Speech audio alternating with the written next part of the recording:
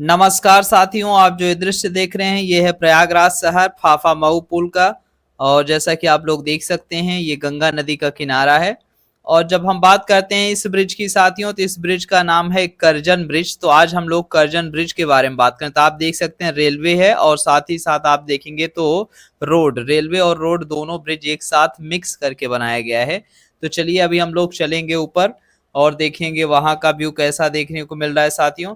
क्योंकि अब ये पुल बंद हो चुका है। 1998 में ही इस पुल पर यातायात को बंद कर दिया गया था, जिसमें रेलवे यातायात 1998 बंद किया गया। उसके बाद आप देखेंगे तो जो बस वगैरह हैं, जो भी भारी यातायात थे, उन्हें भी बंद कर दिया गया।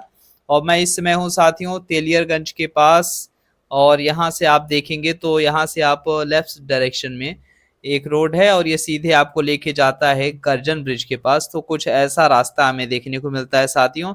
तो बाकी अभी जो हम रास्ते से आए हैं वो जस्ट नीचे वाला रास्ता है। और यहाँ आप देखेंगे तो कुछ इस तरीके का आपको व्यू देखने को मिलेगा। तो कुछ इस तरीके के जंगल के माध्यम से आप गुजरते हुए जाएंगे और पहुंचेंगे करजन ब्रिज पे। तो अगर बात किया जाए करजन ब्रिज, तो देखिए करजन ब्रिज का जो ऑफिशियल नेम है वो है मोतीलाल नेहरू सेतु। अब देखिए ये पुल जो है उत्तर प्रदेश के प्रयागराज जिले में पड़ता है, गंगा नदी पर बनाया गया है। अब ये सब वही थ्योरेटिकल चीजें हैं लेकिन पता होना चाहिए नॉर्मली। तो प्रयागराज शहर का जो उत्तरी हिस्सा है वहां पे आप देखेंगे तो गंगा नदी है। गंगा नदी पे ही इस पुल को बनाया गया है, करजन ब्रिज को बनाया गया है।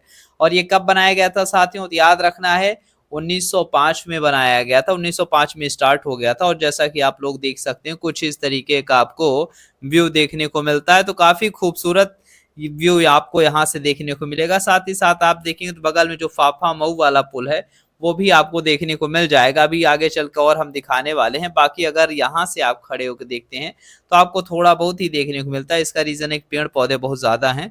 और यहाँ आप देखें तो कुछ इस तरीके का पूरा व्यू देखने को मिल रहा है। काफी शानदार लोकेशन है साथियों। तो याद रखना ये सड़क ब्रिज और रेलवे ब्रिज दोनों ब्रिज है। जैसे कि आपने देखा था यमुना रिवर पे जो पुराना पुल बनाया गया है प्रयागराज, वो भी क्या है, रोड ब्रिज है और साथ ही साथ रेलवे ब्रिज है।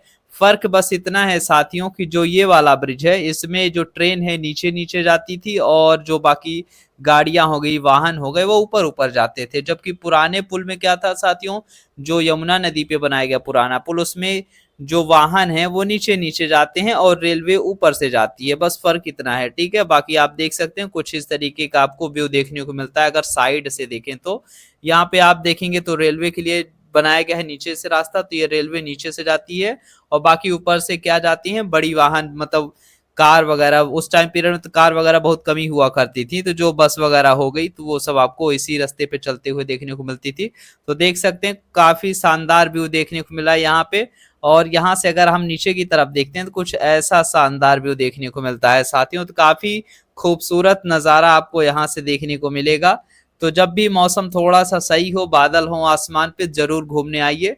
काफी खूबसूरत जगहों में से एक माना जाता है करजन ब्रिज को। आपने इसे ज्यादातर मूवी सीरियल वगैरह में जरूर देखा होगा। और शादी में जरूर आना एक मूवी बनी थी ना, उसमें भी इसको दिखाया गया था इस ब्रिज को। और बाकी का तो नहीं याद है, और भी बहुत सारी चीजों में दिखाया गया है, लेकिन ज्यादातर मूवीज नहीं देखते इस वजह से नहीं आइडिया है।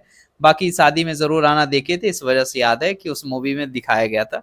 और यहाँ से आप देखें तो ये फाफा मऊ ब्रिज आपको देखने को मिला। साथ ही साथ आप देखें करजन ब्रिज।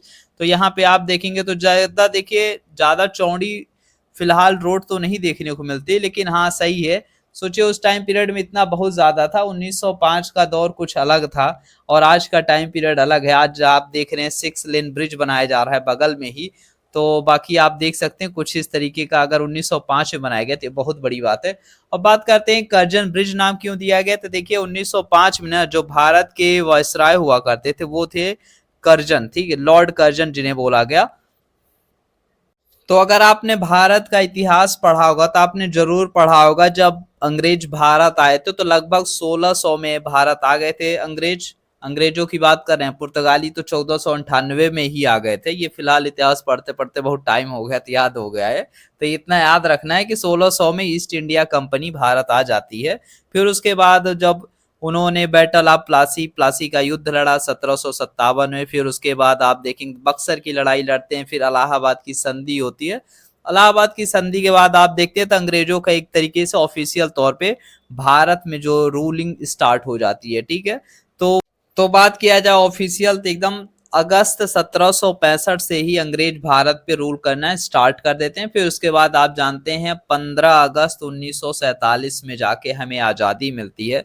तो सोचिए लगभग कहा जाता है कि ये 190 साल तक तो रूल हम पे किए अंग्रेज, ठीक है। तो अब 190 साल जब इन्होंने रूल किया तो भारत में बहुत से इंफ्रा इन्होंने डेवलप किए। तो उन्हीं इंफ्रा में से आप देखते हैं तो जो करजन ब्रिज आपको देखने को मिलता है तो वो अंग्रेजों की ही विरासत के तौर पे अगर आप देखें तो अंग्रेजों ने ही एक विरासत हमें दी है। करजन ब्रिज हो गया और बहुत सारी चीजें आप देखें तो अंग्रेजों के जमाने की देखने को मिल जाती है साथियों। ऐसा नहीं खाली यही एक ब्रिज आपको देखने को मिलेगा। तो आप इसे कह सकते हैं कि अंग्रेजों ने बनवाया तो अपने फायदे के लिए था, जब तक रूल किए तब तक उनके काम आया, साथ ही साथ हमारे भी काम आया। ऐसा नहीं कि खाली अंग्रेज ही इस पुल पे चला करते थे, हम लोग नहीं चलते थे। हम लोग भी चलते थे, हमारा भी काम होता था, उनका भी होता था। लेकिन उसके बाद जब अंग्रेज चले गए भारत तो अब ये हमारी ऐतिहासिक विरासत एवं धरोहर बन चुका है साथियों, जैसा कि आप लोग देख सकते हैं। और एक बात और आपको याद रखना है कि 1998 से ही इस पे क्या कर दिया गया, रेलवे यातायात को बैन कर दिया गया। साथ ही साथ आप देखेंगे तो इस पे जो सबसे अंतिम ट्रेन गुजरी है, लोग कहते हैं कि गंगा गोमती एक्सप्रेस इस पे सबसे अंतिम में गुजरने वाली ट्रेन थी। उसके बाद जो रेलवे यातायात की सुविधा थी उसे बंद कर दिया गया। फिर धीरे धीरे आप देखेंगे तो जो इस पे वाहन चला करते थे उसको भी बंद कर दिया गया है। अब फिलहाल इस पे जो बाइक है, बाइक, साइकिल और पैदल जो चलने वाले लोग हैं वही आपको चलते हुए देखने को मिलते हैं। बाकी ये इस पे जो भारी वाहन है पूरे तरीके से बंद है साथियों।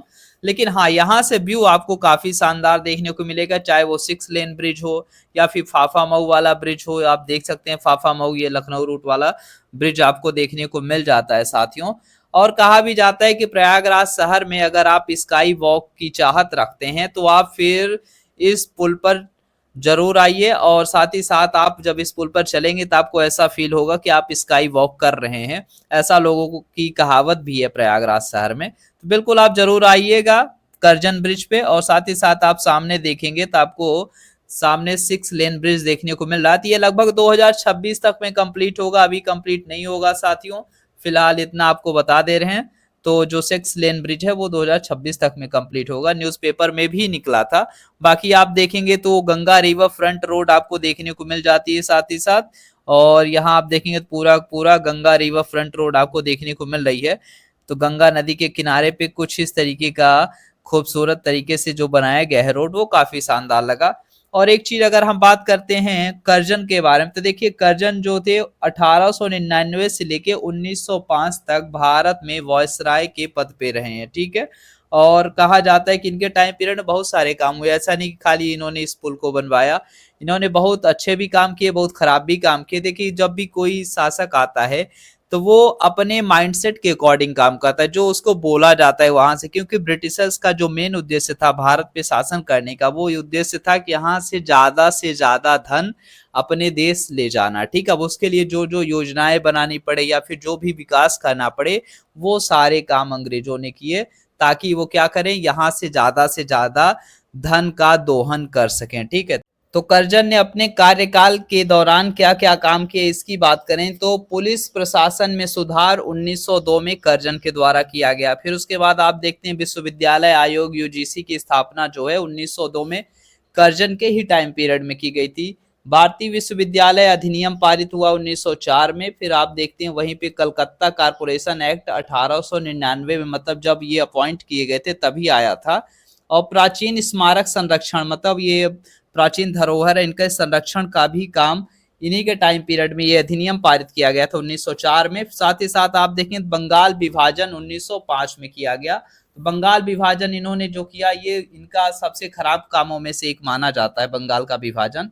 लेकिन साथ ही साथ आप देखते हैं 1905 में इन्होंने रेलवे बोर्ड की स्थापना भी की थी साथियों। तो उम्मीद करते हैं वीडियो आप सभी को अच्छी लगी। मिलते हैं अपने